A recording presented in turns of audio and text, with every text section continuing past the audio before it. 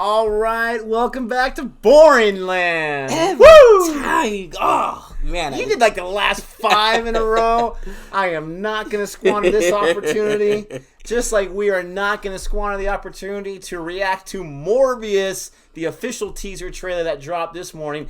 They always got to drop it on the working man, right? You know we what go I to mean? work, they got to drop in the morning. We have no time to react until we get home. What are you doing to me, Marvel? We don't make that kind of YouTube money like the Real Rejects and other people, which we love you, by the way. But come on, you got to hook a brother up here. You know, I remember I got I got some hate on one of our last videos when I crushed what was it? Marvel's it's escaping me. The New Mutants, right? And they're like, "Oh, you call yourself a comic book fan?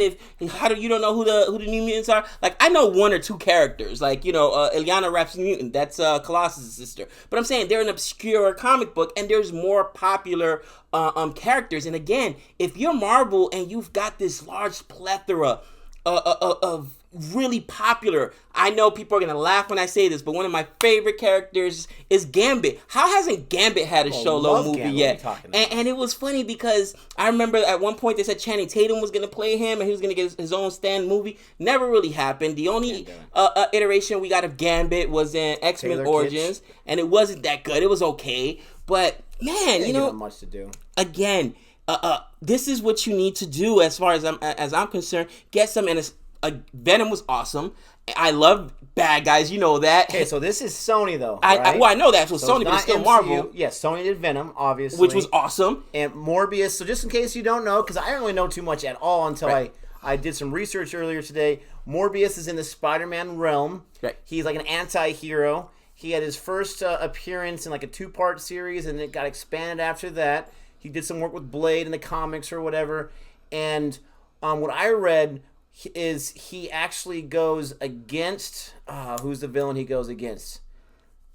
I don't think it was Venom. It was someone else that Spider-Man's fighting, and then Spider-Man, it sounds like he actually used him to get a cure for somebody else, because this guy, you know, he wasn't really too much to look at when he was a kid, so he expanded his brain, did a lot of reading, and then eventually, like you were saying to me earlier, he chose to become vampire-like, right? He's a human vampire. He didn't choose. What happened was he didn't choose, but it was his own doing. He had a rare blood disease. So he used bat. Again, why would you use bat? But he used like bat blood in order to come vampire DNA. Yeah, DNA in order to come up with a cure. So he created himself into a vampire. But with him is different. When he drinks blood, then he soothes the hunger, and then he'll be okay, and you know the bloodlust will leave. But Blade and I don't want to say Blade was probably the biggest, but being as far as live action was one of my very favorite. People forget Blade. Everybody says, "Oh, with Iron Man." No, Iron Man was the first one for the MCU, but Blade was probably the very big, or first I should say, Marvel property outside of some ones that we got in the 80s, which were horrible in late 90s. Like, they got this Captain America one that the suit looks rubber. That one was horrible. They had a few, and I found one, an obscure DVD. It was bad. You know, but Blade was the first one that was like, wow, really taken serious with my boy Wesley Snipes. And, man, Wesley needs to pay his taxes, man. Don't forget, Ryan Reynolds, too. Right, you know, Ryan Reynolds was in the third one, but, yeah, Jessica Biel. Christopherson. I mean, you had a bunch of people in that. And you're right, it was a big success. It made a lot of money, at least the first, maybe all of them did. But I want to say the second one, I think, made the most money. I could be way wrong on that. But anyways, we digress. This is being played by Jared Leto. This is a property I don't know a lot about. If you've been watching our videos, he's more the comic expert. I'm more of the movie guy. He loves movies as well. So I thought I got to do some research to try to catch up. And, you know, I was definitely interested enough to figure out what this is all about. Like I said, he's an anti-hero, so it was interesting to see how Sony's going to go about it. Lizard, that's who it was. He was fighting against Lizard and Spider-Man. That was to finish my other thought. But let's go ahead and get into this. Before we do, some other things that I had found out, some facts you were talking about, how he has to drink human blood to keep going. He also has, he's affected by light, kind of like the whole vampire effect. But he's not like a fully fledged vampire. And anyways, here we go. Boy reviews. Bueller. Let's get into it. Come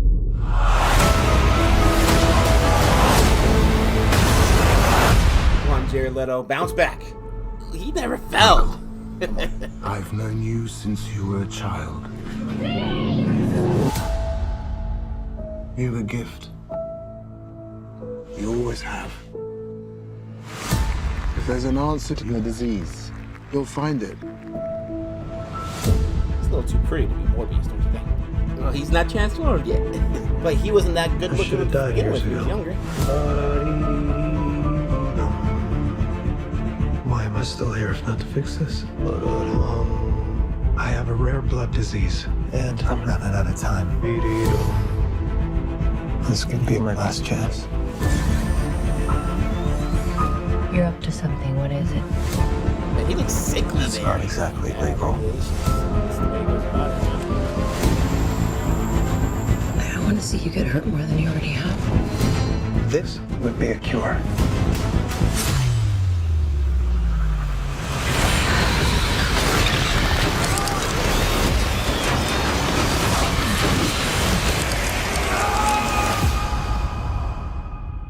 At what cost?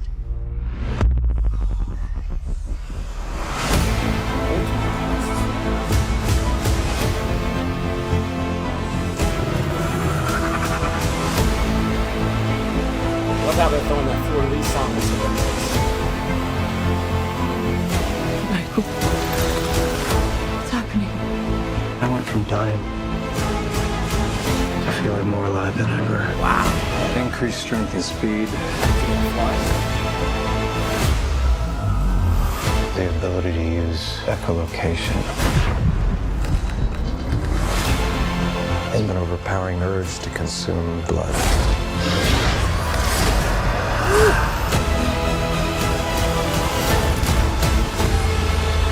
How far are we allowed to go to fix something that's broken? Until the remedy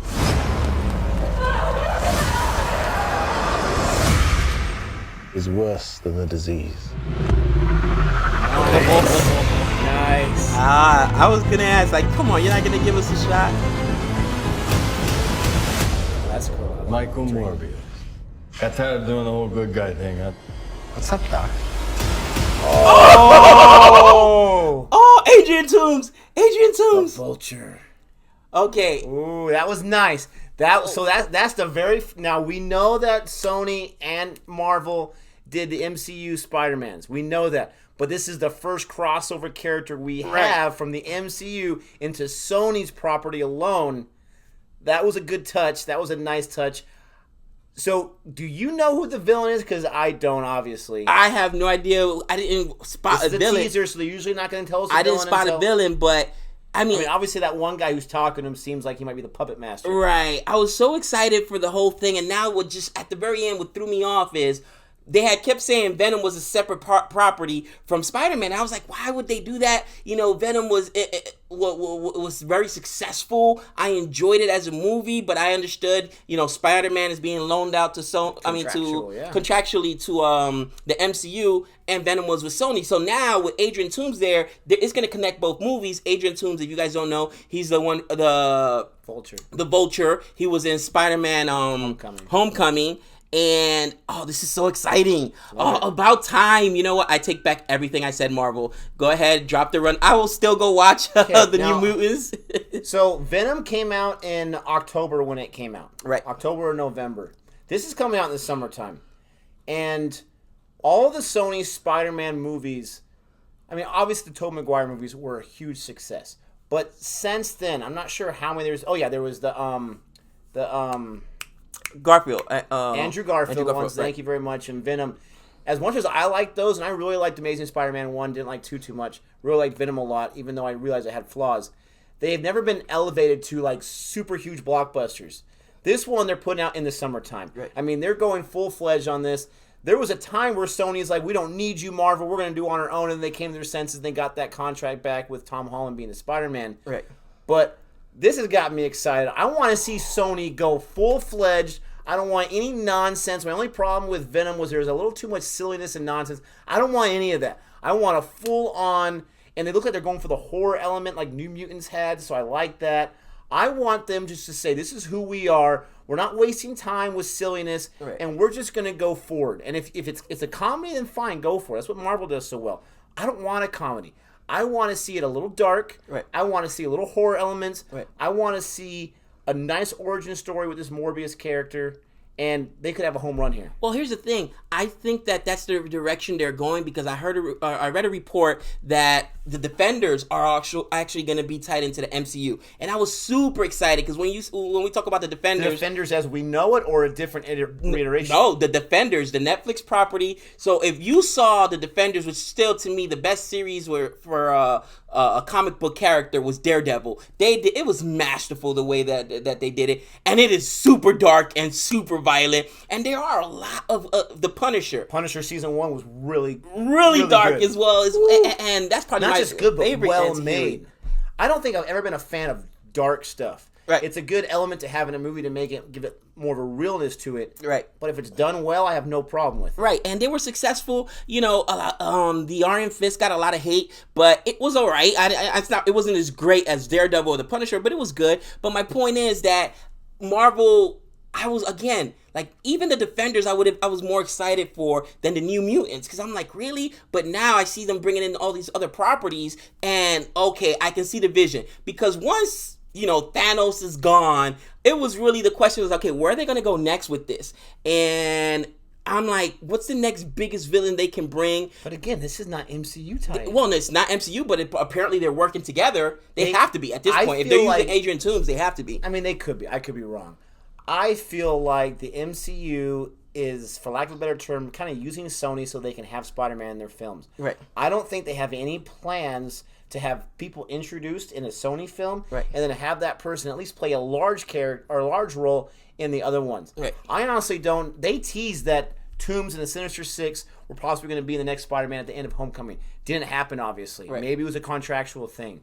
I would love for a little bit of that Sinister Six to be in here, right? You know what? Sony, give it to me. I'll take it. The Scorpion tattoo, what's his name? Yeah, the Scorpion, Doc Ock, Sandman, Electro. I mean, they got so many places they can go. I would just love for the end of this movie, honestly, I would love for a comic studio to have the guts to have the end of their origin film have the lead character not killed, but just have his world rocked, so to speak, where the villains win. Right. And he is put down and he is at the depths of humility, and then the movie ends, but then in the post-credit scene, there's a little bit of a glimmer of hope where someone can come in and extend a hand of help, maybe a Spider-Man or something. Right. That would be really cool, where you establish Sinister Six right, or a villain group as they actually won at the end of Morbius. Right. But being that he's the living vampires, when they die and they become a vampire, their life continues. Right. I just think the metaphor is there for them. I want to see them go all out,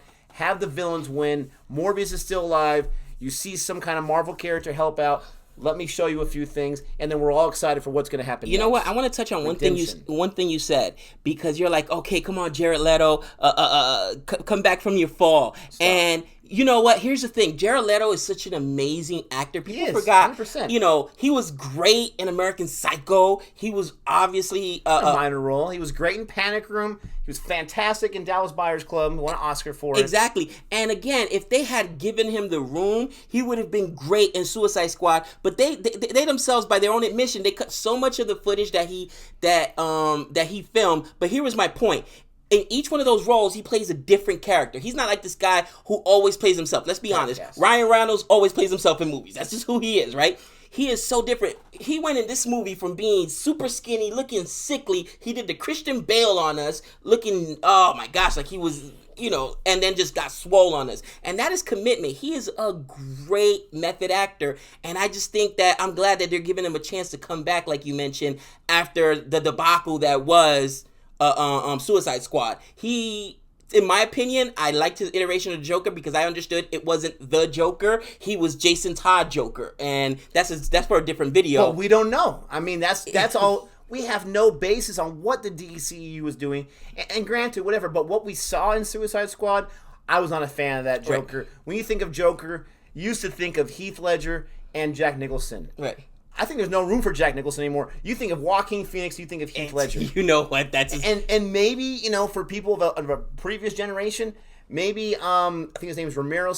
Cesar Romero, that was yeah. in the Adam West series. I mean, he still has a lot of fans out there. Right. But we can talk forever, as you can see. We're super excited for this. Super Sony, excited. please do my idea. You can call the second one Morbius Redemption. How awesome would that be? Man, listen, that's why I'm glad that they got the anti-heroes, because in a lot of these comic books, from the Punisher to Morbius, who's an anti-hero, Venom, who becomes an anti-hero, well, the bad guys win. It's just how it is.